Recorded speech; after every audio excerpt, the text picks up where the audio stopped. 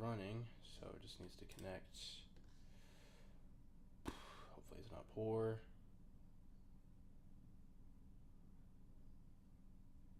Setting this up. Yay! Okay, perfect.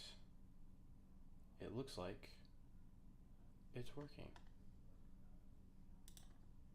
Double check. Setting this up. Yay! Okay, cool. Yeah. Alright, we're here. Okay. Well, it seems that we're going to be going in and out, which is fine. Maybe I'll deeply apologize. This keeps going in and connection for some reason is not great at all.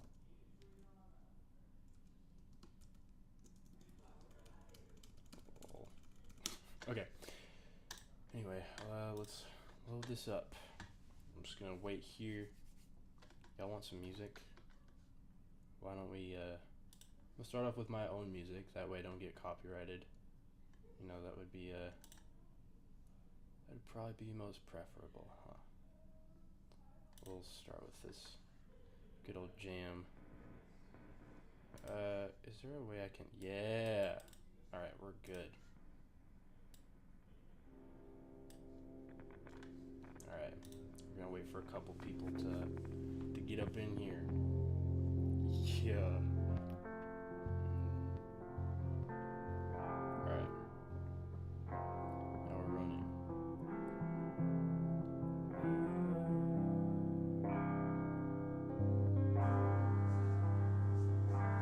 loud still. For me anyway. I could feel sensitive. I'm out in the open.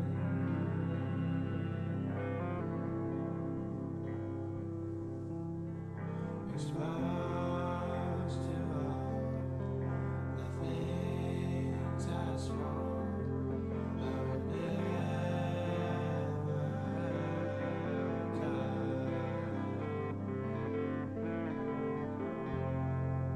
I'm sensitive, like a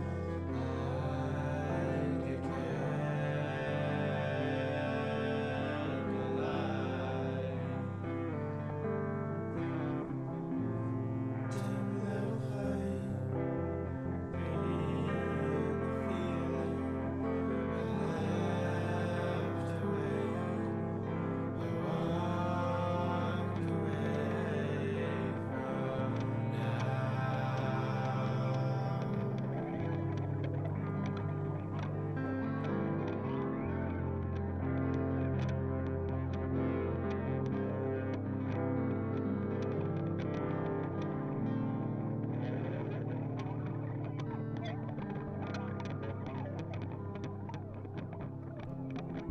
Oh shoot.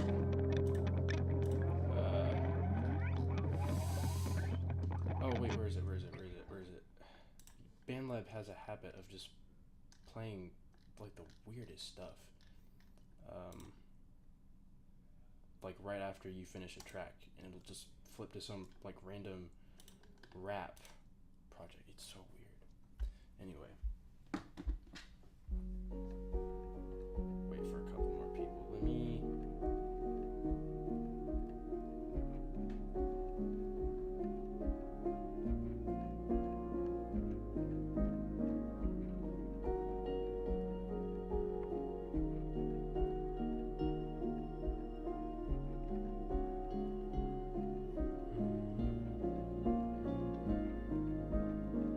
Dear God, my heart's so heavy. There's things that I need to say. There's things that I have delayed. I feared my story has changed. I have been forced to explain. I have been forced to escape. Still I remember my stains. Can't wash away all this pain. It's hard to stay so awake when all I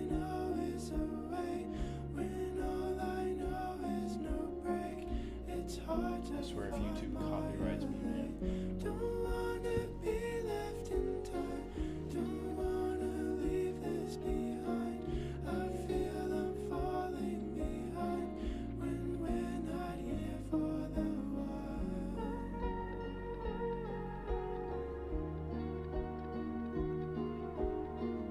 Can we find a solid reason to fight?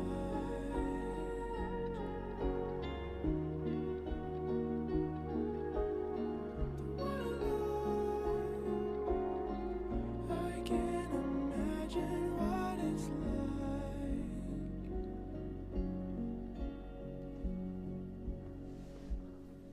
I've grown so tired of this. I'm feeling like things will change. We keep on fading. We've gone clinical forever and on. And at this point I should change, but at this point I'm ashamed. Too many mistakes I've made. It feels like I can't go on. To make it out, to break down, to ruminate. We made this, broke this, we were poisonous. Can't approach the little light in my eyes. Will I survive?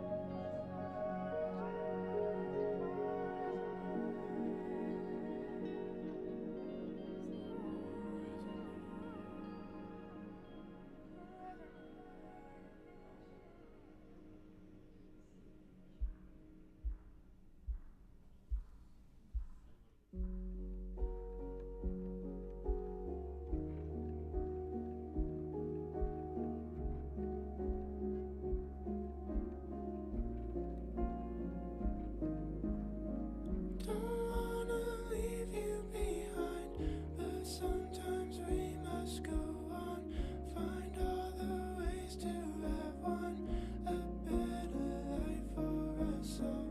I hope that when I come back, I hope that I can be clean, so that there maybe could be someone to tell my story.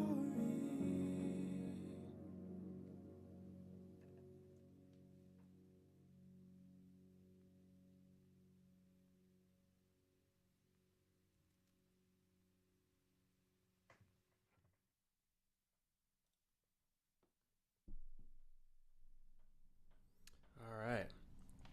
I think we're gonna get this thing going.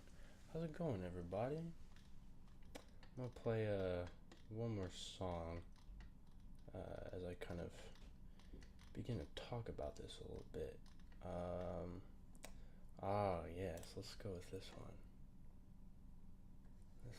I like this song. Oops. Yeah, I'm gonna bring it down a bit. Okay, so today my debut album turns 2, which is wild. Yeah, this is the cover of the album for in case you're wondering, which many of you know. Yeah, Risking My Life for the Sake of My Life. It's a long album title. Yeah, this was it's completely just by myself. Everything that I did for it, making the album, making the artwork for the album.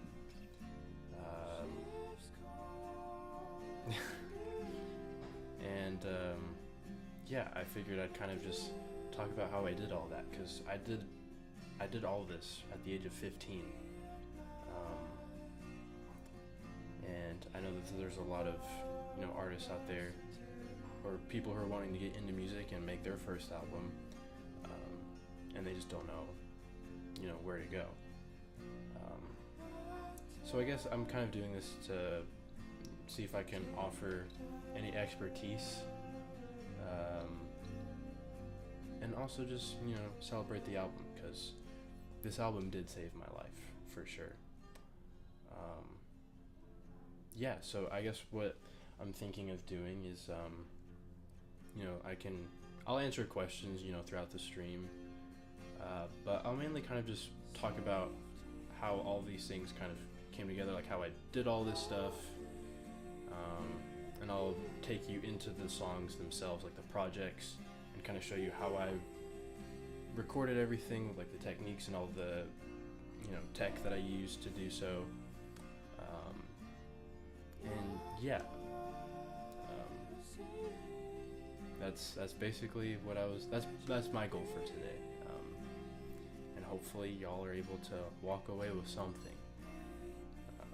I'm no true expert, but I like to think that I know enough. Yeah. So, yeah, let's talk about risking my life for the sake of my life. The first installment of The Traveler. We're gonna. Now I'm no streamer, so I'm kind of having to do this all by hand. It's very awkward. It's very funny. Okay, why don't we go ahead and start with the cover. When you look at it up close, it's kind of confusing. There's this hand, there's these weird blood patterns, all these weird, very dark things written, and then there's a semicircle here, and then obviously the album title. This cover was actually hand painted by me. I put this whole thing together by myself. I took this, I want to say it's a 6x6 canvas, and I just painted it dark, added what's supposed to be blue and purple, although with the way that the scanner picked it up, it's mainly just different shades of purple. And yeah, it's kind of just my own like weird funkiness of, the emotions that I was feeling at the time, because this was during the winter of 2024, which was my freshman year. And then all these lines, this is just something that these are kind of just doodles that I was doing at the time, trying to be abstract, if that makes sense. There's no method to them, even though it kind of looks like there is. It's just lines that end at one point, but lines going in different directions will kind of build around it. Yeah. And I think afterwards, then came this hand part, which is kind of one of the main emblems or insignias of this album, kind of my big marketer. And this is actually just an outline of my right hand. And the reason why this is significant for the album, for it being a fairly dark album, because it's talking about, mental health, and it was helping me just, get things out at the time. This little splotch of blood here actually has a pretty important part of the hand too, because at one point I had gotten so angry that I had tried to literally punch a hole through my whiteboard, not knowing how strong and durable whiteboards actually were. This was a pretty small whiteboard, mind you, and it's one that you can easily put up on your wall and take down. But yeah, I ended up blooding up my knuckles, And that kind of ended up sticking with me a bit more than maybe it should have. But yeah, that was it's kind of just an emblem signifying how much I'd kind of just fallen apart. Um, yeah, it's weird. At 15, I was going through some dark things, all mental, but yeah, it was dark times for sure. Anyway, so that's the pretty significant part of the artwork here, and then this is actually just half of the emblem, or half of the circle, because here you will also have this other half, which creates a separate emblem that a lot of people know about. This actually, no one has actually seen this before, because this is what was supposed to be the back cover for if I were to throw this onto a CD or a vinyl. Because when you're first starting out, you don't realize how expensive the world of music actually is, and vinyl is definitely one of those things that kind of just it goes right out the door. It's not really something you can do unless if you got the money to do it. But anyway, yeah. So this was painted right next to the main cover, and this is kind of just supposed to be kind of like the backside, and this is the second half of that circle. More of the abstractness kind of just lined along here. Some more, dark words here. Cottonwood being a name of one of the songs. Yeah, right here. Yeah, just a bunch of words. And yeah, so it was all it's a lot of hand painted work. I can show you guys these real quick. So this is what that circle, when it comes together, is supposed to look like. I don't really know why I made it so like half is going on one side, the other. I'd have to ask 15-year-old me in order for me to really understand. And then this is the hand that I would end up using to market the album. I think what I did to get that was I just took the artwork and used some kind of software to say, hey, the artwork is actually just the background. I want you to give me the hand, because it's accented quite well in the artwork. And so easily gave it to me, and yeah, just ran off with it. Okay, and then what I will show you here, this was the artwork for the first single that this album would host. And this is just a hand sketch that I did on a piece of paper, and then I just scanned with my printer. And that just became the cover for it. I think the reason why I used this, I think I drew this while I was actually in Cottonwood. To give you context, and I'll explain this later too, Cottonwood is actually the name of it's the name of many things, but for me it's the name of a mental hospital in my town. And that's where I had stayed for a few days, kind of just to get over some things, if that makes sense. And I think this is one of the things that I ended up drawing while I was over there.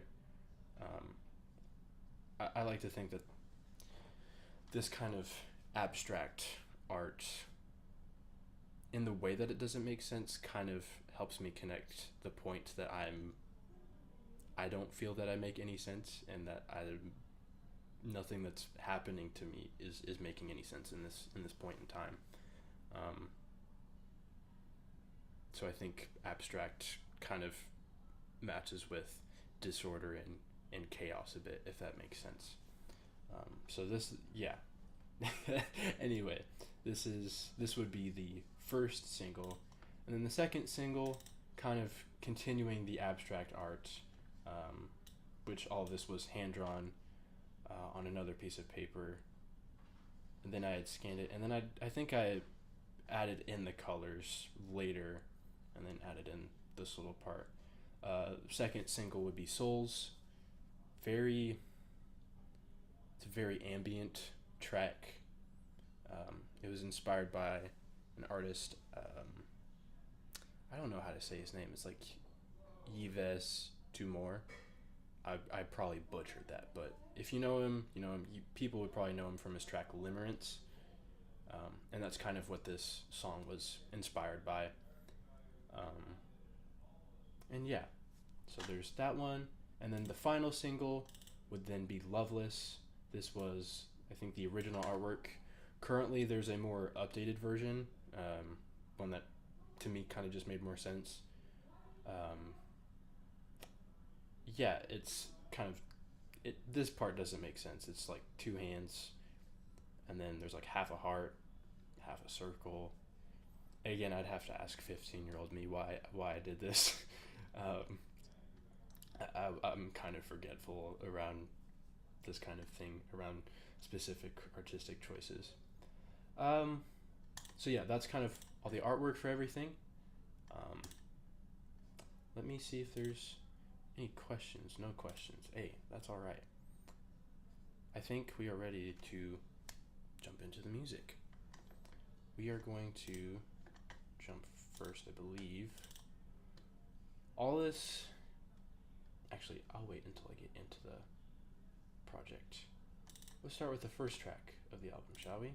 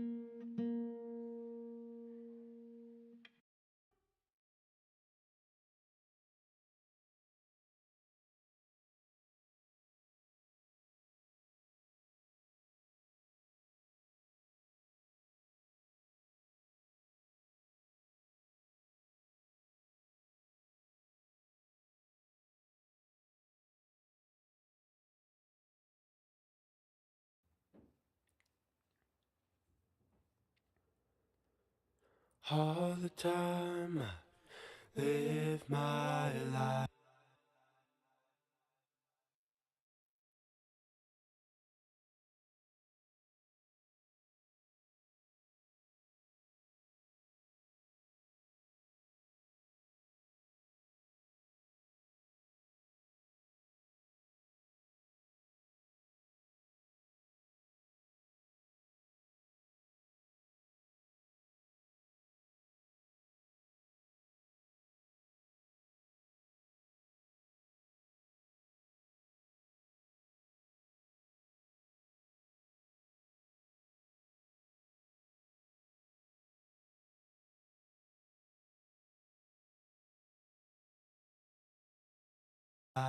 I've never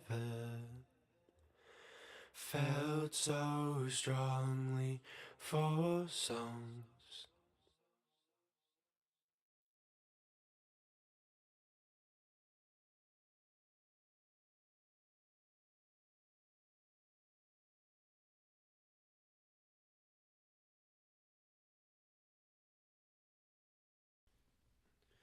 Live my life, I've never felt so strongly.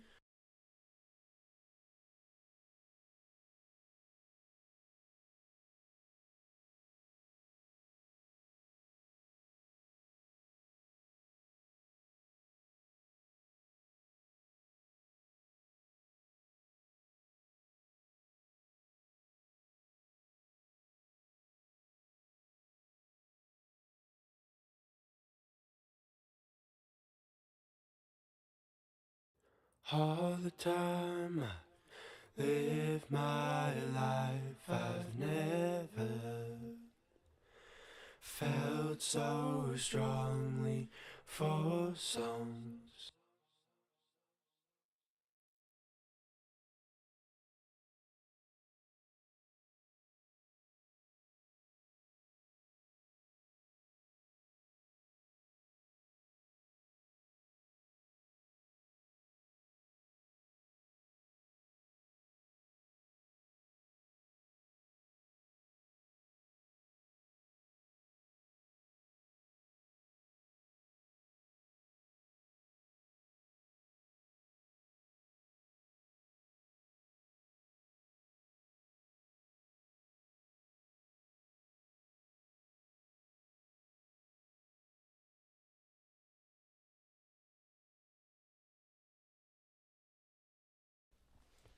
I've reached a break point.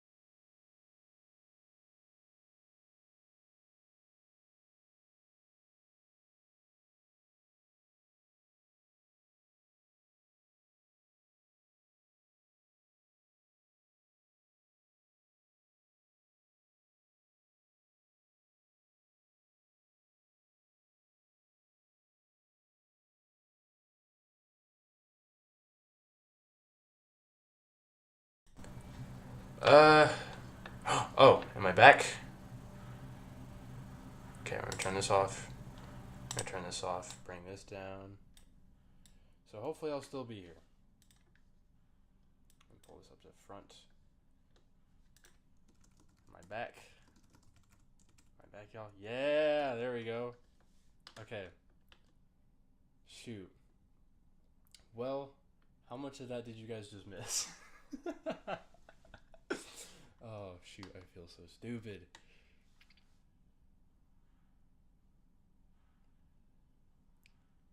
Alright.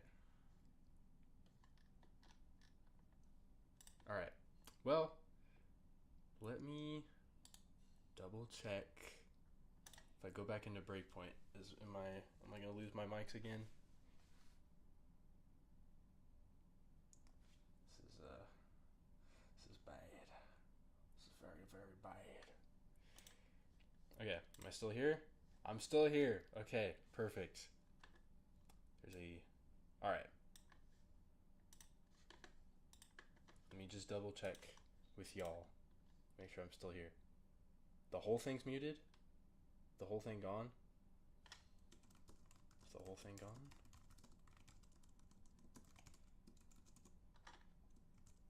Am I still here? Oh no, this is not good. Wait, I should still be here. Am I still here? Please tell me I'm still here. Am I back? Oh no, back. Oh no. Let me check. Still here? Okay, no, I'm still here. Perfect. Alright. Well, I don't feel like going over breakpoint again, so sorry guys. Okay. Ah, shoot, yeah. Yeah, I don't feel like going back over breakpoint, so I'll just go back. We'll go over other songs. It's okay.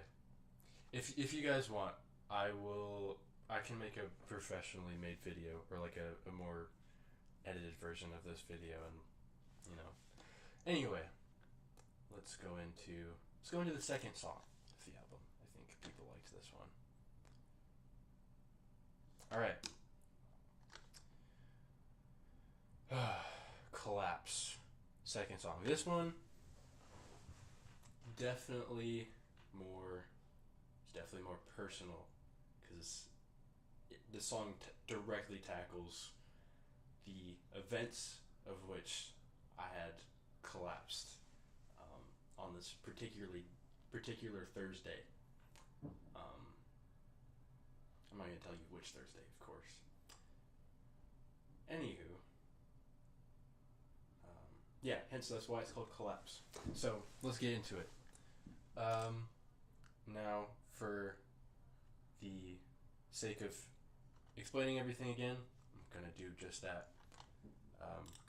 Pretty much everything that you're hearing about Collapse, I will have probably mentioned when I was talking about Breakpoint.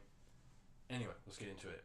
Okay, I think piano was the first part of the song, as is for most of the songs. And the way that I had... Am I gone again? Okay, cool. Thanks, twin. Where was I? Piano, okay. So, the way that I had recorded Collapse, and in fact, pretty much the entire album, was with just two microphones. One of them being the Sterling SP130, which is a small condenser that I would use to record the pianos and all the guitars, pretty much just all of my instruments. And then the very microphone I'm using, the SP150, is what I would use to record all of my vocals. And so yeah, the way that I recorded this piano was taking the 130 and I would put it on the left side of the piano, record my takes, and then I would move it to the right side and then record the same thing. They're going to sound slightly different, but if you play it well enough and together enough, they will meld into one stereo piano, if that makes sense. Hence why there's two tracks. They sound different, but anyway. Don't know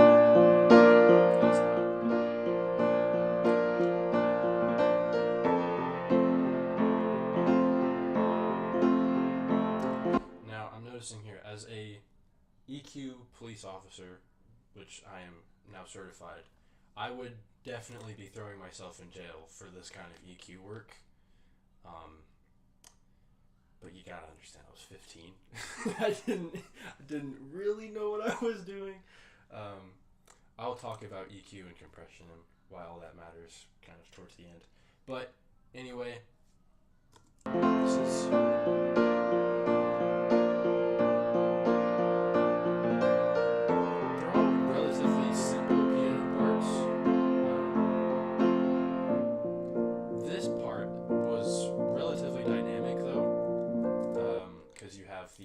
piano, and then you have a muted piano that switch on and off between choruses, verses, etc.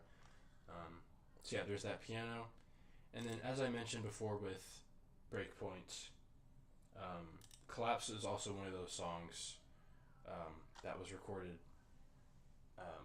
in BandLab before I had gotten used to using Logic. And then once I got used to Logic, I decided I'm going to take all these tracks and move them into Logic, and I'll just finish the album from there.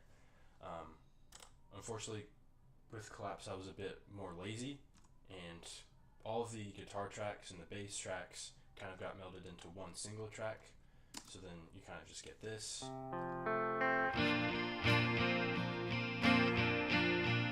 have chorus guitar, a layered acoustic, and some melodic guitars that you get in and drop various parts. So when you put this together with the piano, they're really just the same thing. It's just, the thing about music is it's just layers. Really, that's kind of what builds the song, if that makes sense. You can have a amazing song, and it will never sound bad, no matter how much or how little there is. For songs like this, though, in this particular genre, it's really just layers. Especially with, this album. Many people will disagree with me on that, and honestly, I will be happy if they do. Because it's probably not a wise philosophy to stick with. So take it with a grain of salt. Anyway, so when you pair these guitars with the pianos, you get...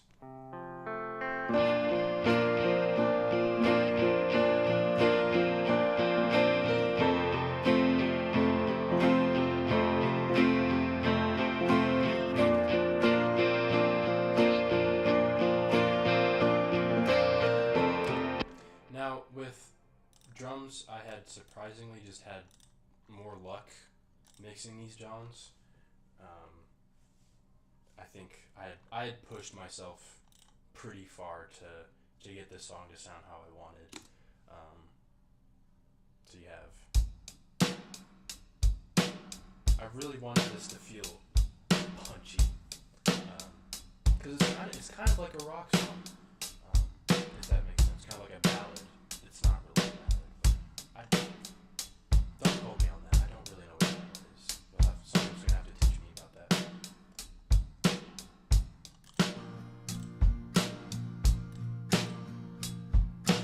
Yeah. But I like the way how that sounds, even now.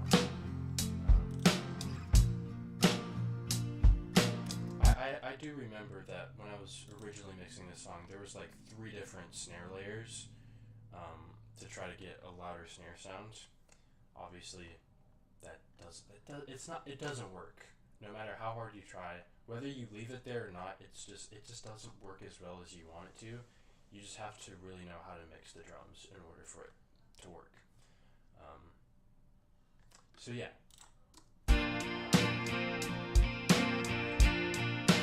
What I should mention about the drums too, because I mentioned this in Breakpoint and I was muted. Drums were the only thing that was not recorded here in my house. That was recorded at my old school that I used to go to. It was an art school, and I had a couple of friends, and my music teacher helped me kind of just mic everything, and we'd use the studio to record the drum takes, and then I would take the files and then move them into my sessions, and yeah, so I'll keep us moving here. And then we also have the vocals. My heart really started beating. I think these are slightly outdated. Fast my tongue wasn't at all. Sneak peek of how I paint things. And my thoughts slipped and I had to leave.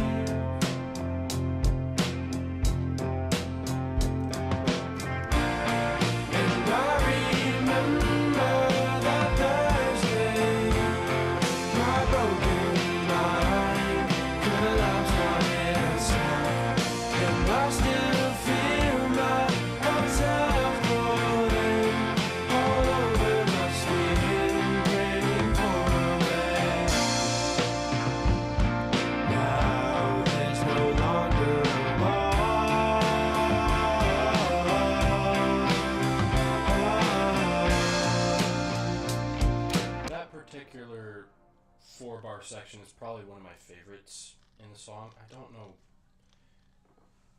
specifically why. I think it's just the way the energy moves, and the way everything sounds. So why don't we focus on this part a bit? One thing you'll kind of notice that I did with my vocals, other than just layering, is I like to use a lot of like chorusy effects. Kind of just.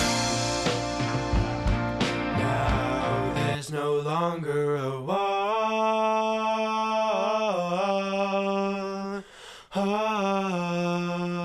Now, being someone with a background in modern folk music,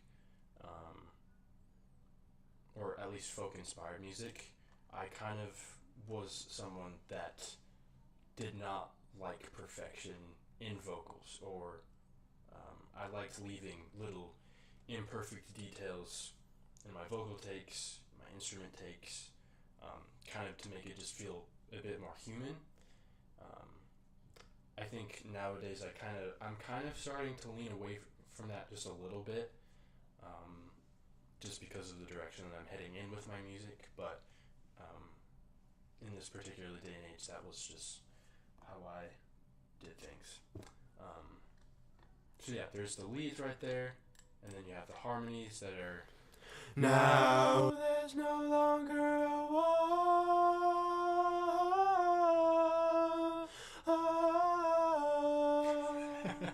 Okay, one thing I should mention. Some things I did kind of over tweak a bit, especially when it came to tuning. Mainly in the harmonies. I think you can have somewhat imperfect leads, but it kind of just sounds funky to me when my harmonies are trying to do the same thing. I think they kind of have to have a bit more support in order to support the leads, if that makes sense. So yeah, there's the vocals on that, and that's pretty much just how I would track those. It's just leads, whatever harmonies I can come up with, and that's kind of how I would tweak them as well. Drums here.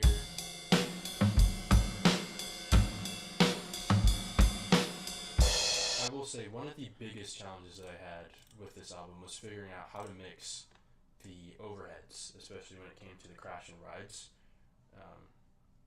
Because when you're new to EQing and mixing, it's hard to have a really good understanding of, the high frequencies that these cymbals are registered in.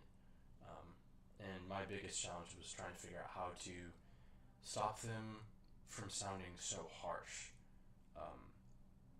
without making them sound super muddy and just completely killing their sound.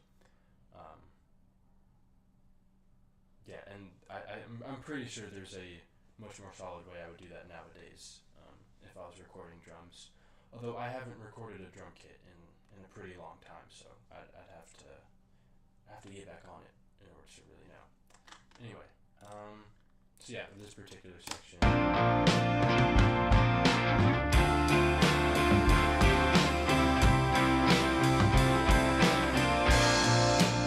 think with this. I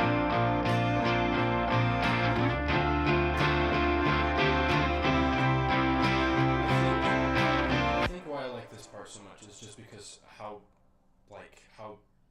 much it makes you feel like you're moving forward. It's kind of pulsating, and it has that drive feeling like you're driving forward. Probably making a fool of myself, but that's kind of how I can make sense of it. I'm not really good with words. That's why I do this.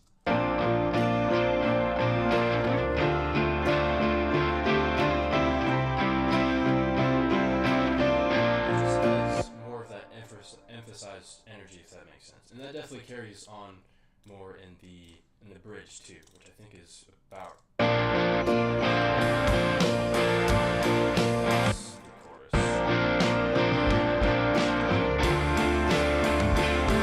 Because the bass is also here now, which is adding even more to it.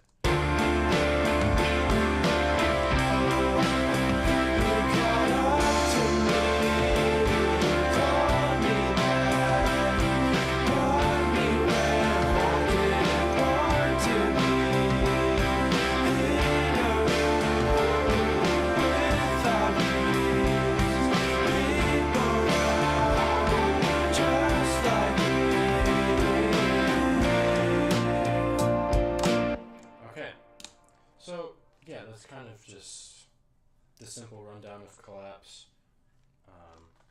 Let's move on to, I think, probably one of my favorite songs from the album, Loveless, which is, oh wait, see, it looks like, do I have questions down here? Okay, hi, hello Pugman. Thank you all for joining. This is great. Yeah, okay. This song, it was a hassle at first, but that was because I had recorded an older version of this song, and I just could not figure out how to get it to sound good. I think it was also because I was experiencing something called demoitis, which is something that's my former producer and good friend of mine, Jesse Rundle, had explained to me. Basically, you fall in love with one version of the song, usually a pretty early version, and you get used to the things that you hear in that particular version. And as you continue to work on the song or start a new version of the song, you want things to sound like that old version. And usually, because that's just not something that works, it kind of just leads you down a rabbit hole, and you'll kind of just end up destroying your song. And that's kind of what ended up happening. So I completely just restarted the song, and then I got this version that I actually wanted, because it was much bigger, and I wanted the previous version to sound bigger than it was, and because of the way I was mixing it, it just didn't do it. So I restarted, completely abandoned the BandLab version, and then just started completely from scratch on Logic. And yeah, like most songs in the album, this starts with piano, so this is also loud.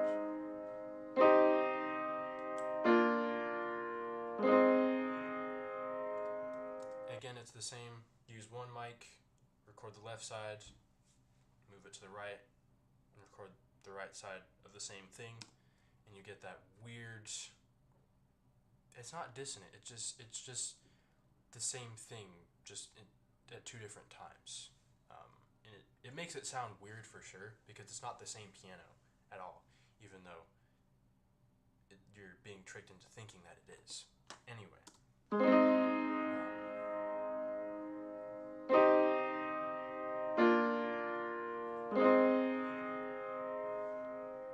I'll kind of move forward a bit and we'll add in this bass.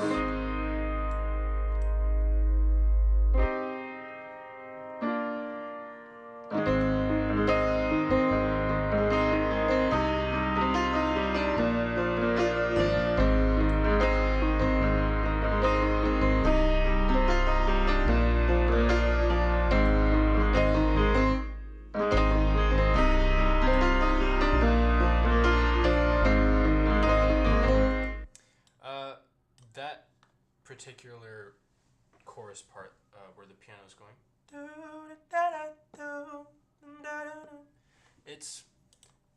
it kind of becomes like one of the, what's it called? It just kind of become one of those themes that kind of just replays throughout the whole album.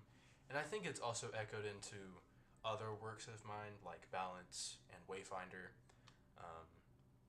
There's just certain melodic phrases that I kind of end up just recycling over and over again. But anyway, with this song in particular, everything builds on that pretty heavily. That one, da da da da da da. Like the guitars. My vocals don't really do it that much, but yeah. Anyway, let's take a look at the guitars here. It's a lot more guitar layering here, I think. Either that or it's... Anyway, let's take a look. Oh yeah, there's quite a bit. So we have finger picking. So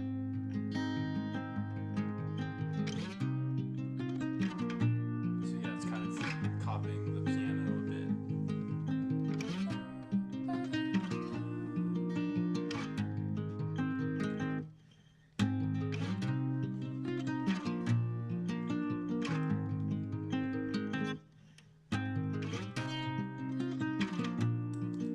Now I don't know, I guess I'll understand once I give it a listen.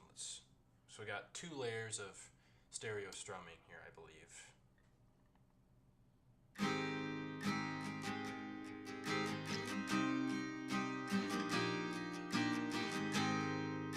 So it sounds like these are pretty high-end strums.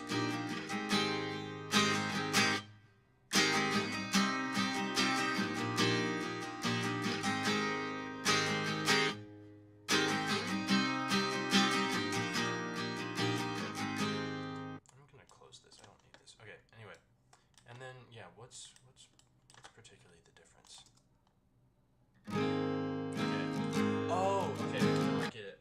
So the way I had layered these strummings is the top 2 are actually just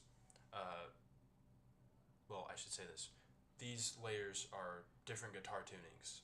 So this one I have it in standard with a capo, and then these ones are a bit lower.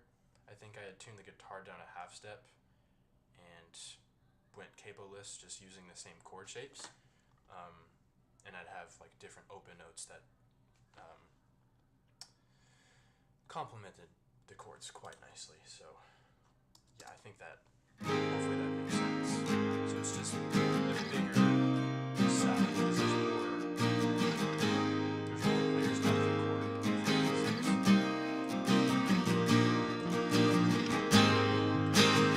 Very big guitar.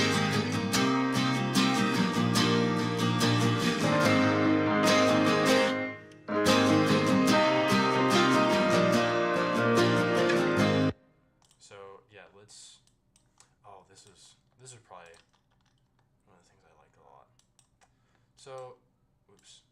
This is kind of like, these are the melodic riffs of Loveless.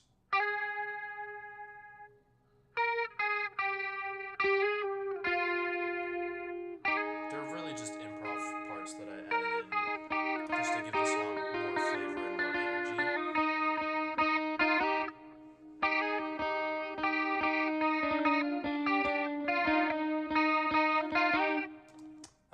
And then I think to add on to the acoustics, I'd also added a pretty thin layer of distorted guitars.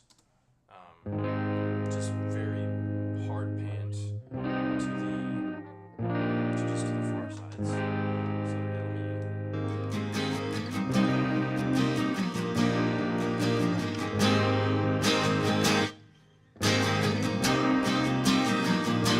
yeah, so it makes the sound very, very big, and when you throw in the basses, it just gets a bit crazier.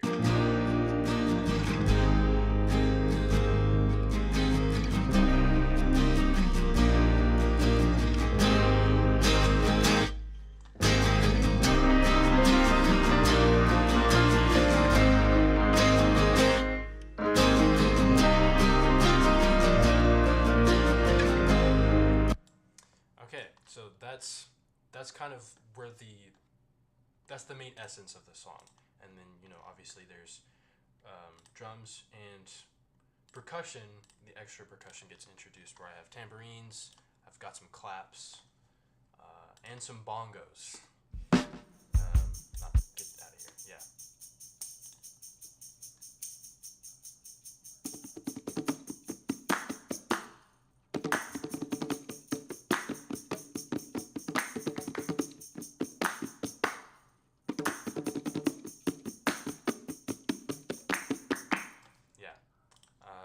Let's throw in those drums here. Drums were they were still pretty difficult to mix, but I wasn't using nearly as much as I did in other songs where I was using the toms too. So this one was fairly bit more simple than most of the other songs.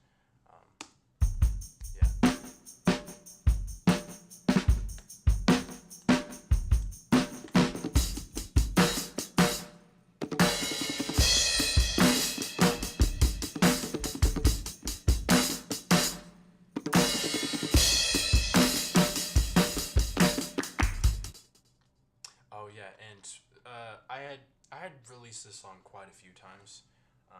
Changes were being added in, and particularly in the second verse, I wanted more, energy. So the hi hat, I added some delay, so it felt like it was moving faster. It's not important though. Anyway, let's put that together with everything else, and you too. Yeah, and yeah, let's throw in that bass in. Yeah, we'll throw in the bass in there. Why not?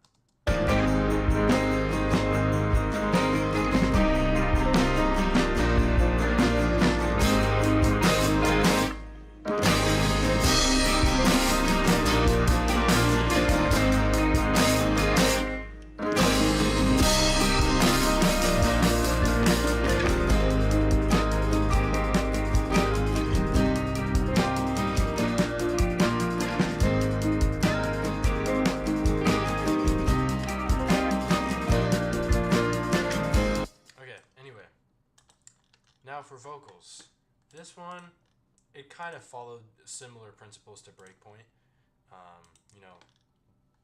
I'd have the main part sung 3 different times as 3 different layers, just panned, very big lead sound. And then you'd have harmonies occupying the sides. Why don't we just listen? Everything is loveless in myself, in my thoughts, and in my dreams. I think that I've escaped. Others around me, too much, too much. I think down here are also bass vocals. People said it's not good, it damages my health. To hell with that, you all get the best from me.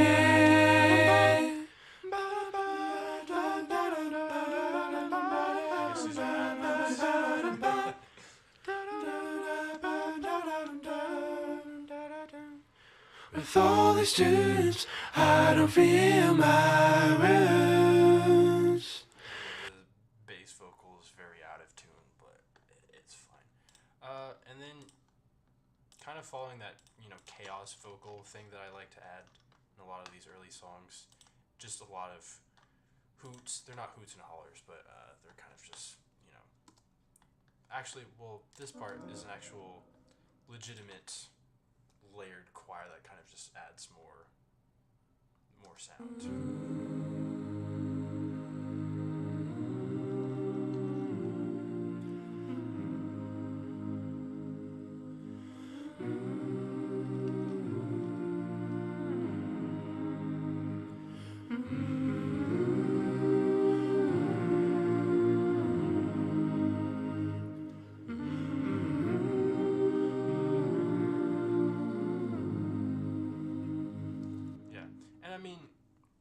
I think you can notice them in the song, but they're not like the most apparent element, and I was completely okay with that, and I think I still am. Anyway, and then this is kind of where more of the ad-lib-y part comes in, where I'm just doing random things.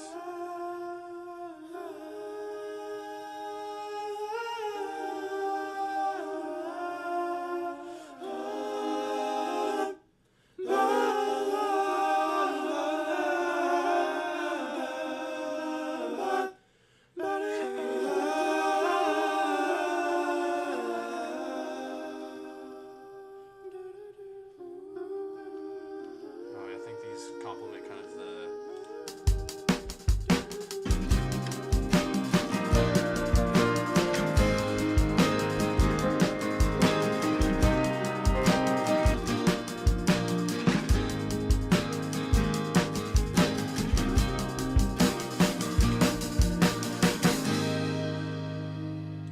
Feel better now. I'll play the rest of it. I feel better now. Do you feel okay now? Breathe. I feel better now. I feel better now. Do you feel okay now? People say it's not good, it damages my health. To hell with that, you whole again. The best for me, it's all before I learned to accept. Let me help you out, so you can feel better now.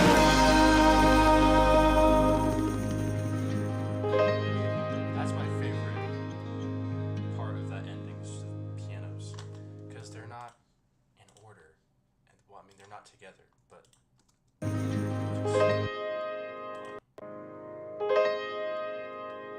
way they just stand out and the way that they're mixed is just it was gold back then.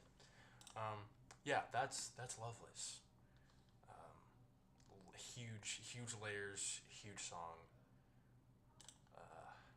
Yeah, I did not mean to save that. That's gonna be much quieter than it needs to be. Anyway, let's move on to, where is my, there it is. I think this is gonna be the, actually maybe I'll show you one more after this one.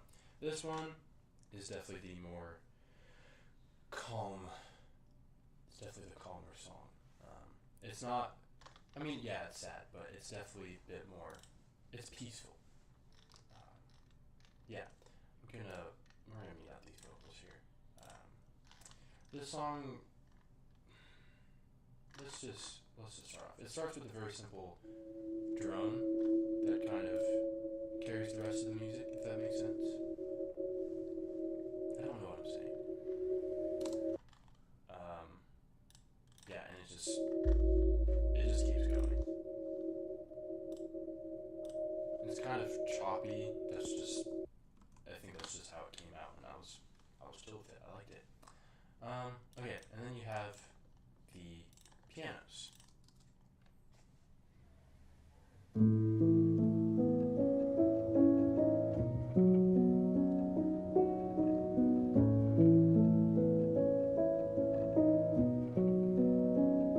They're pretty chill. It's just going up, going up.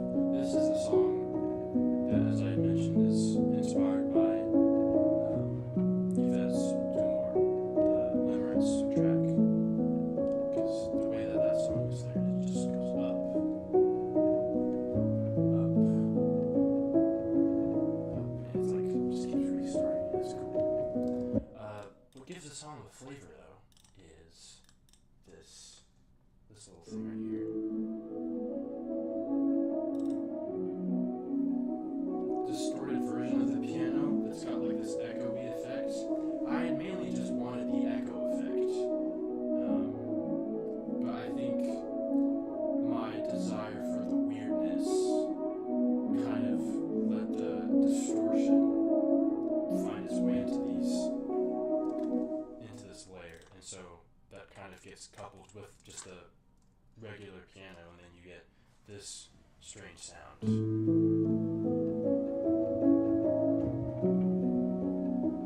It kind of sounds like it's a piano that's being played, like you're playing it like outside, but maybe like on a cliffside. And imagine there's one person listening to it right next to the guy playing the piano, and there's also someone down at the bottom of the cliff hearing the piano from, way up here. And it's like this. It's not the piano, it's like a distorted version of the piano. And yeah, this is also coupled with bass too to make it a bit bigger too.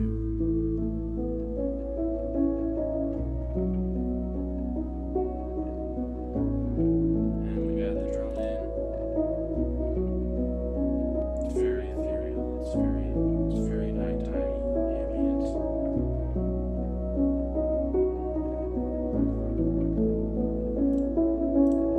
I'll get to the vocals in a second. There's also a couple of elements in here as well. Like this, let me actually just mute. There's this guitar.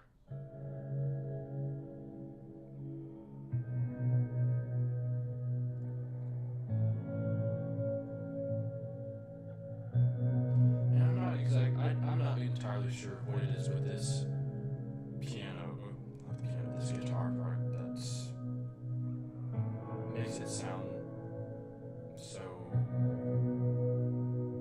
ambient while being incredibly sensitive. Because I remember I had to be careful recording this because then I'd get something like this if I wasn't. Yeah. And there's also this. I believe when I originally recorded this song, I actually didn't have this plugin. This is called Spitfire Labs, and I think this is something I added when I remastered the album during the first year when it turned one.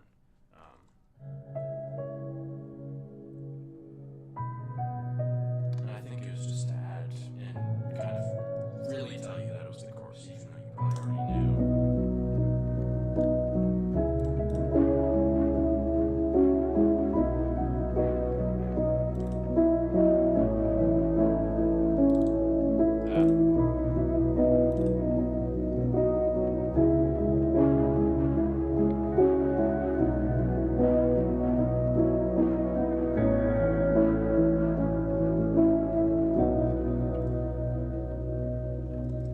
Yeah, and I'll show you the vocals. I'll just kind of show you how they build up here. Yeah, so you have the leads. Ways of living my life. People have been tearing away. I ended up, redoing these takes or these vocals quite a few times because there's just this certain soft texture that I wanted to be able to get down with my voice. It took it took a few days to get it down, but when I did, I was happy with it because it's soft, and I think I was also just wanting to be able to hit the notes because I'm not vocally trained. I'm not trained in anything. This is just completely independent, self-taught. Anyway, I'll shut up and I'll show you the harmonies that kind of couple with it. Ways of living my life. People have been tearing away.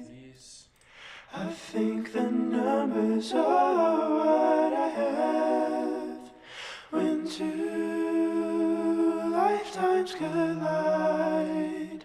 A memory dies and it frees a line. But when time struggles to choose, mistakes are made, and I do too. My soul is so confused, poison through my confused head, and I struggle to choose. Mistakes are made when I do.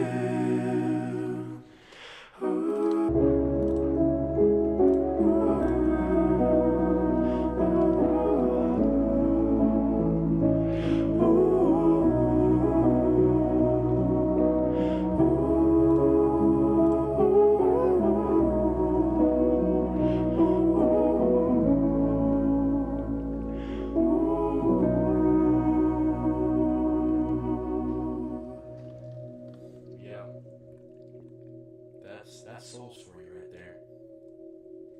Feels like your soul's being sucked out, and yet it's called souls. Anyway, I'm gonna stop with the terrible dad jokes. Alright, I'm gonna show you one more, and then I think probably just cut to questions if y'all got any. Maybe jam out to the album if that sounds good to y'all. Oops, that's the wrong folder. I'm gonna show you guys probably one that's not particularly looked at a lot. This is called Resolution, which is the second to last track of the album.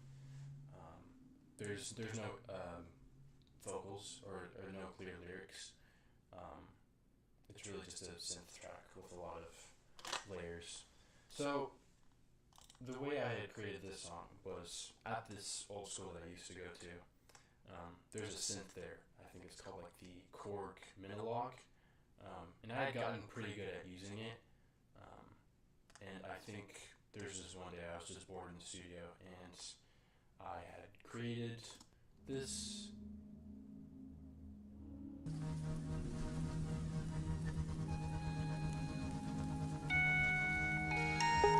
I should also mention this. The Minilog was also coupled with a couple of synth presets from the Logic library, so not everything was from the Korg. A lot of it is though.